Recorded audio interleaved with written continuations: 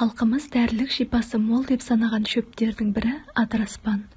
Тұмау өршіген кезде үйді адыраспан түтінімен аластауды бала күнімізден көріп өскенбіз. Адыраспанның түтіні улы, сондықтан оны микробтар мен вирустарға қарсы дезинфекция ретінде қолданады.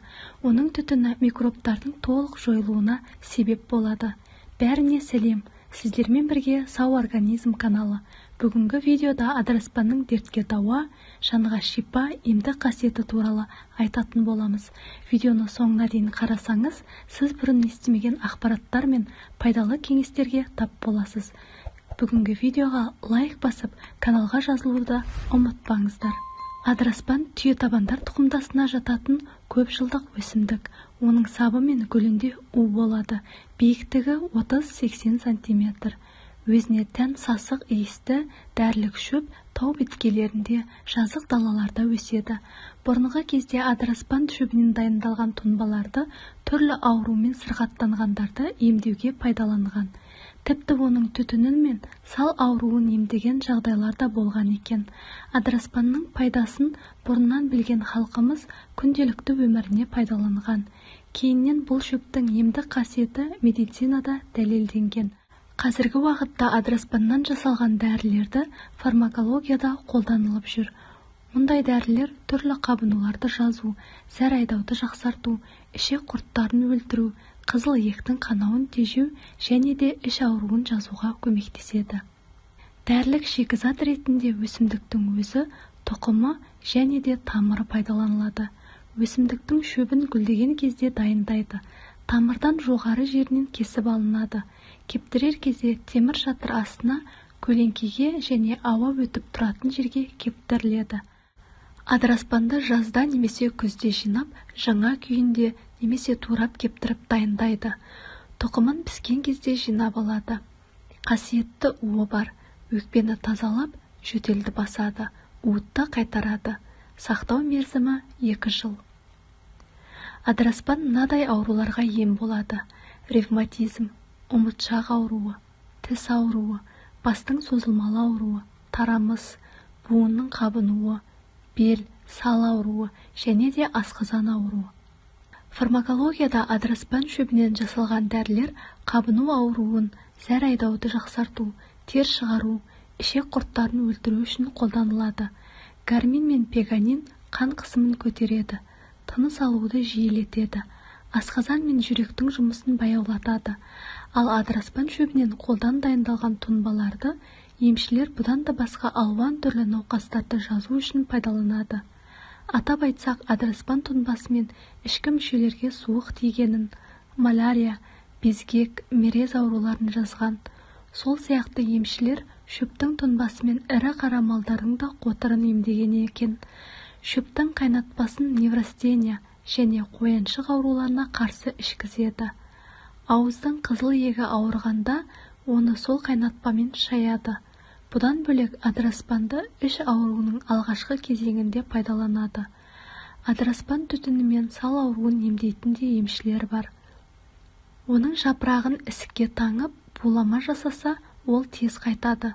Тағы бір елдерде адыраспанды ішек құртқа қарсы инсектидтік құрал ретінде қолданады.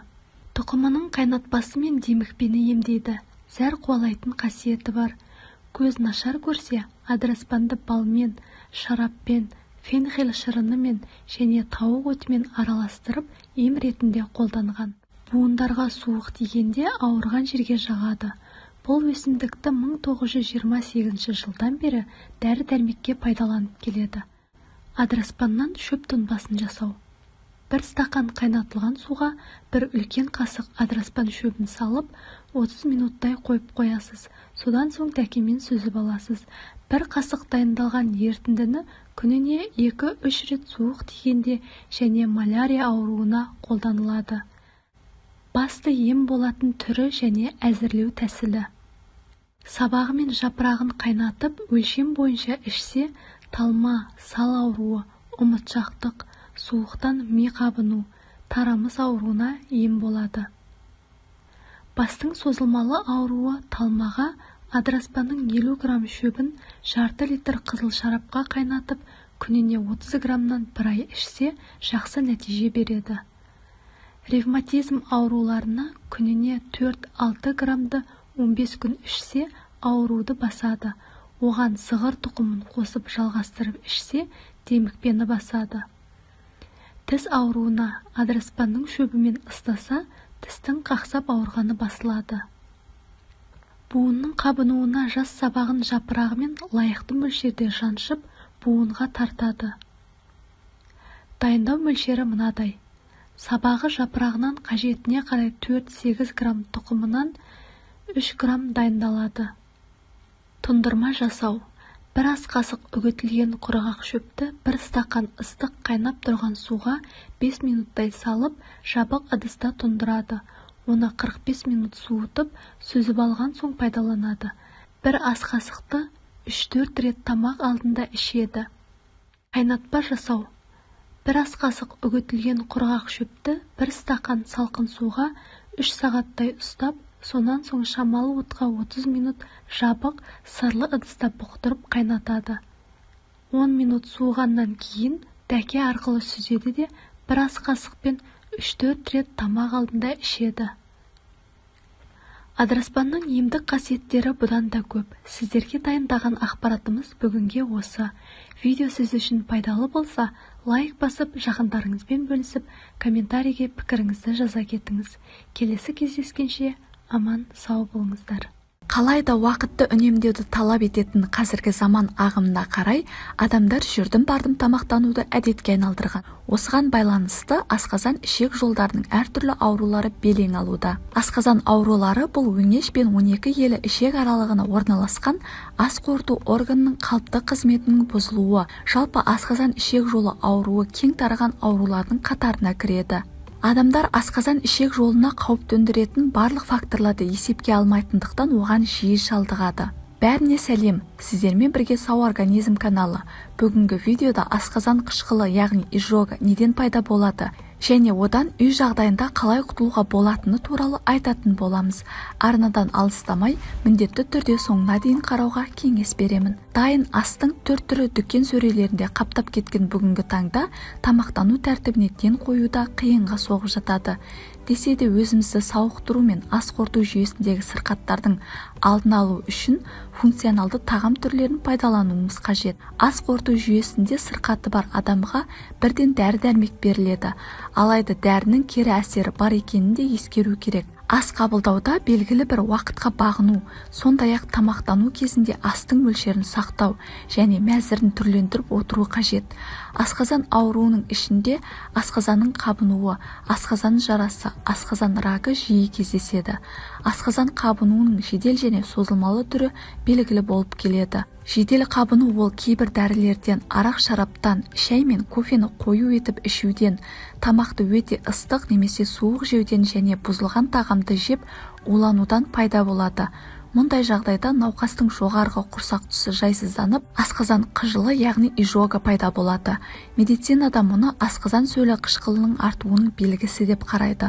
Мұндай сезім көбінесе тамақтан кейінгі 1 сағаттан соң не қалыпсыз дене әрекеті мен ауыр дене еңбегінен кейін білінуі мүмкін. Сонымен қатар қыжыл диафрагмальды грыжа, асқазан жарасы, гастрит, эзофагит кезінде де пайда болады. Адамдардың ас ішу уақытының тұрақты болмауы асқазан қыжылын тудыратын басты себептердің бірі. Егер адамдар біраз уақыт тамақ ішпей аш жүріп, бірден тоя тамақтанса, болмаса тамақтан соң дереу ұйықтап немесе моншаға түсетін болса, ас қорыту кезінде асқазанға қажетті оттегі толық жетіспейтіндіктен бұл асқазанның созылуына, кейін келе асқазан қыжылына алып келеді.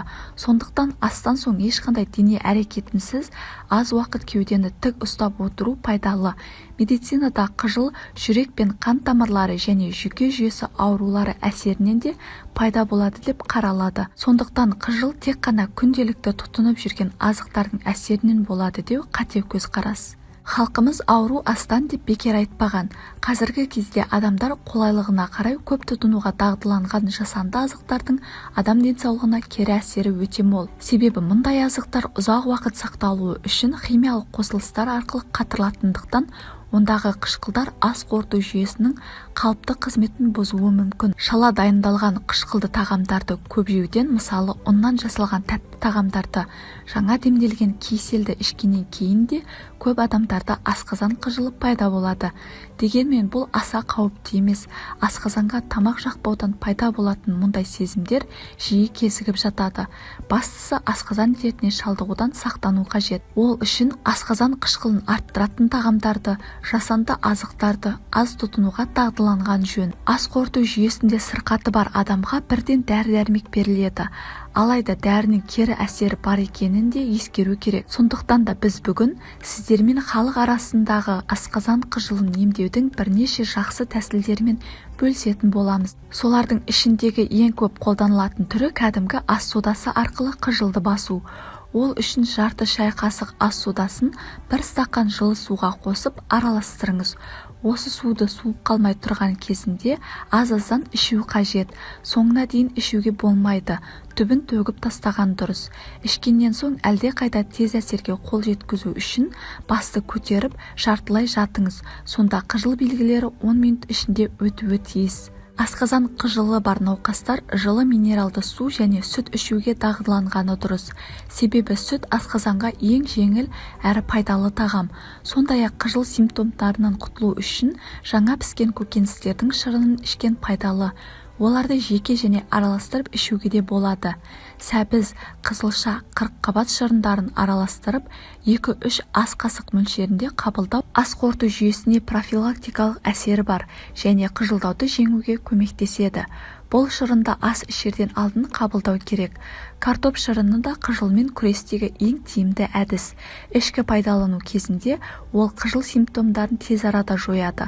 Сонымен қатар қыжыл жиі мазалайтын және жоғары қышқылдылығы мен гастриті бар адамдардың жалпы жағдайын жақсартады. Табиғи және денсаулыққа пайдасы мол болғандықтан бұл шырынды жүктілік кезінде де пайдалануға болады. Картоп сөлін тамақтан 15-20 минут бұрын күніне 3 рет 2-3 қасықтан ішіп тұрсаңыз, емнің өнімділігін 2 аптадан соң-ақ байқайтын боласыз. Қарапайым тұрмыста, яғни үй жағдайында қыжылды емдеудің түрлері өте көп. Соның бірі ол кәдімгі бал. Себебі балдың тыныштандыратын және асқазандағы жайсыздықты жоятын емдік қасиеттері бар. Оны таза күйінде қыжылға қарсы сирек қолданады. Балды басқа да емдік заттармен араластырғанда оның тиімділігі жоғарылай түседі. Бал мен қыжылды емдеудің жолы өте оңай.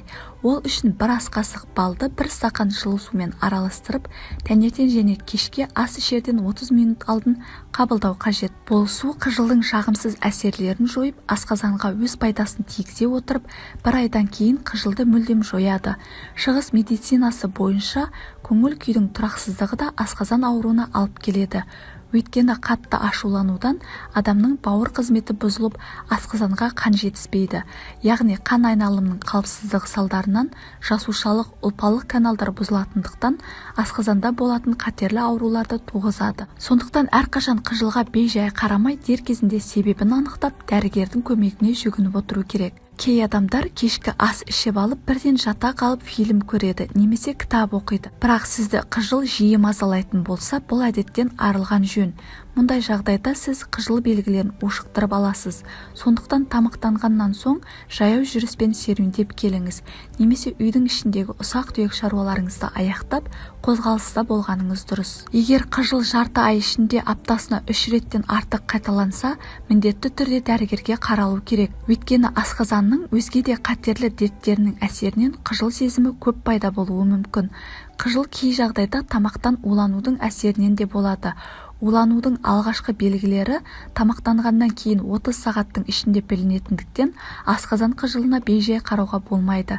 Дер кезінде дәрігердің көмегіне жүгініп, қажетті ем қабылдап тұру өзіңіз үшін қауіпсіз әрі пайдалы. Қыжылдан көп зардап шегетін науқастарға майсыз асқан ет, құс еті, балық өнімдері және буға пісірілген тағамдарды көбірек тұтыну ұсынылады. Шығарылымды қорытындылайтын болсақ, мамандардың айтуынша асқазан ауруына әртүрлі жағдайлар себеп болады. Яғни біріншіден жүйелі әрі құнарлы дұрыс тамақтанбаудың салдарынан пайда болса, екіншіден күйзеліс пен жүйкеге шектен тыс салмақ түсіру және аз қимылдау да ауруға шалдықтырады. Сол себепті тамақтану тәртібін ретке келтіру қажет. Дәрігердің нұсқауынсыз өз бетімен дәрі-дәрмек қабылдау ас қорыту жүйесін бұзса, шылым шегу мен алкогольді ішімдіктер ішудің соңы да асқазан ауруына соқтыруы әбден мүмкін. Кез келген дәрінің асқазан арқылы сіңетінін ескерсек, дәрі қабылдауға аса сақтықпен қараған жөн. Сау болғымыз келсе, күнделікті жеген тамағымыздың тек дәмді ғана емес, сапалы әрі пайдалы болуына баса назар аударғанымыз дұрыс. Бүгінгі шығарылымды осымен аяқтаймын. Сіздермен болған Сау организм каналы. Видео сіздерге ұнаса лайк басып, комментарийде өз ойыңызбен бөлісе кетіңіз. Және каналға тіркелуді де ұмытпаңыздар. Назарларыңызға рахмет. Келесі шығарылымда кездескенше сау болыңыздар. Беспокоит высокий уровень сахара в крови и хотите предотвратить развитие сахарного диабета? Для этого вовсе не нужно придерживаться строгих диет или часто посещать врачей. Уже в этом видео вы узнаете, как легко и быстро снизить уровень сахара в домашних условиях, используя простые и доступные рецепты. Оставайтесь с нами, это будет полезно для вашего здоровья. Кроме того, расскажем о лучших привычках и методах, которые помогут вам поддерживать нормальный уровень сахара в крови на протяжении долгого времени. Вы узнаете о важных продуктах, которые стоит включить в свой рацион, и об упражнениях, которые можно выполнять дома без особых усилий. Гипергликемия – научное название явления высокого сахара в крови. Одной из самых частых причин его появления становится сахарный диабет – заболевание, связанное с серьезными нарушениями обменных процессов, включая углеводный, минеральный, белковый, жировой и водно-солевой обмен. Большинство людей сталкивается с сахарным диабетом из-за беспечного отношения к жизни, в которой нет места здоровому питанию и физическим нагрузкам. Как понять, что сахар высокий? Есть целый ряд неприятных симптомов, по которым можно определить повышенный уровень сахара в крови. В первую очередь это проявляется в виде сильного аппетита и жажды, которые не удается утолить даже при достаточном употреблении воды. Есть и другие симптомы: аномально быстрый набор или потеря веса, шелушение и чрезмерная сухость кожи, плохое заживление порезов, ран и ожогов, снижение температуры тела и потливость, частые позывы к мочеиспусканию, регулярное повышение артериального давления, проблемы с зубами, неприятный запах изо рта, а также нарушения в работе почек и кишечника. Эти признаки наблюдаются на ранних этапах сахарного диабета. Если игнорировать их, в организме могут наступить изменения, которые значительно ухудшат качество жизни и здоровья. Какой уровень сахара опасен? Контролировать уровень сахара в крови важно даже полностью здоровым людям, не говоря уже о тех, кто находится в зоне риска сахарного диабета. У детей предельно допустимая норма сахара в крови находится в диапазоне от 3,3 до 5,5 ммоль на литр, у взрослых от 3,3 до 5,9 ммоль на литр. В течение дня уровень сахара может изменяться в пределах 10%, что совершенно нормально. Для некоторых категорий людей, таких как диабетики, спортсмены и люди с серьезными заболеваниями печени, увеличение концентрации глюкозы в крови до 8 ммоль на литр может происходить без выраженных симптомов. При дальнейшем повышении сахара происходят серьезные кислотно-щелочные изменения, что приводит к вышеуказанным симптомам. Если срочно не предпринять меры, можно дойти до коматозного состояния и сапора – состояния, в котором человек не реагирует на раздражители. Если при контроле сахара его показатели регулярно находятся в диапазоне от 5,6 до 6,9 ммоль на литр, обратитесь к врачу для консультации. Такая концентрация глюкозы в крови указывает на наличие преддиабета. Есть несколько простых народных рецептов, которые помогут вам быстро и, главное, безопасно для здоровья снизить уровень сахара в крови. Мы рассмотрим 3 популярных метода. Рецепт номер 1. Возьмите 1 столовую ложку семян льна в виде порошка, залейте их 200 мл кипяченой воды и дайте настояться в течение 40 минут. В приготовленный отвар добавьте сок половины лимона, тщательно размешайте и не процеживая выпейте за один раз. При необходимости приготовьте и выпейте отвар на следующий день, если почувствуете, что уровень сахара поднимается к верхней отметке. Рецепт номер 2. Возьмите 1 столовую ложку обычной гречневой крупы и тщательно измельчите ее в ступке или с помощью подручных средств. Залейте измельченную гречку 200 мл подогретого кефира и оставьте на ночь. Утром выпейте получившийся раствор, вечером приготовьте новый.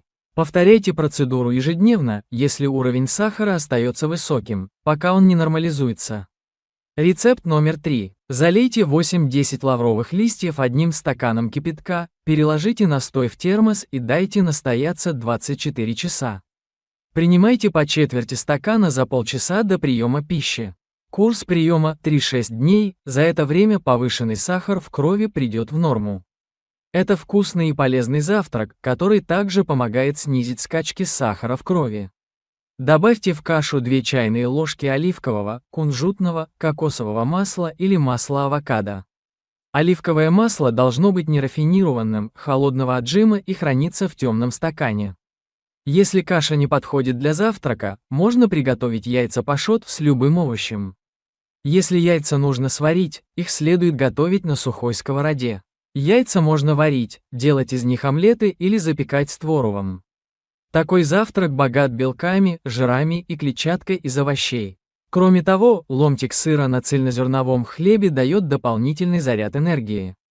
Завтрак из творога также можно подавать с зеленью, овощами, орехами, кунжутом и семечками. Диабетикам рекомендуется употреблять запеченный творог. Лучший вариант завтрака для диабетиков – кусочек рыбы, которая является отличным источником белка, а жирная рыба – полезным источником жира. Попробуйте каждый из этих завтраков и измерьте уровень сахара в крови через 2 часа после еды, чтобы понять, какой из них подходит вам лучше всего. Сейчас хочу поделиться рецептом из растений, которые можно заваривать для снижения уровня сахара. На 1 стакан возьмите чайную ложку нарезанной мелиссы и череды, положите их в термос, залейте кипятком, дайте настояться минут 15 и пейте как чай после еды. Обычно через месяц-два смесь меняют, чтобы не было привыкания. Привыкание не опасно, но травы со временем начинают действовать слабее. Что запрещено при диабете? Если у вас сахарный диабет, следует строго отказаться от следующих продуктов и напитков: жирное мясо и рыба, макароны, манная каша, рис, газированные и сладкие напитки, колбасы, консервы, копчености, жирная кисломолочная продукция, маринады, острые соусы, кондитерские и хлебобулочные изделия. Важно настроиться на то, что сахарный диабет – это не приговор, а возможность перейти на здоровый образ жизни без вредного питания, алкоголя, сладких газировок и чистого сахара. Для снижения уровня сахара в крови можно выполнять простые упражнения дома. Ходьба на месте помогает улучшить кровообращение и повысить чувствительность к инсулину. Легкие аэробные упражнения, танцы или прыжки на месте. Упражнения с собственным весом, приседания и отжимания для укрепления мышц и улучшения метаболизма. Противопоказания. Ограничьте употребление клетчатки, которой богата гречневая крупа, если у вас есть склонность к метеоризму и запорам. От семян льна стоит отказаться, если у вас диарея, хронический или острый холецистит, желудочно-кишечные кровотечения или непроходимость кишечника. Листья лавра не рекомендуется использовать для отвара беременным и кормящим женщинам, а также в случае наличия запоров, язвы желудка и двенадцатиперстной кишки, болезней сердца и сосудов.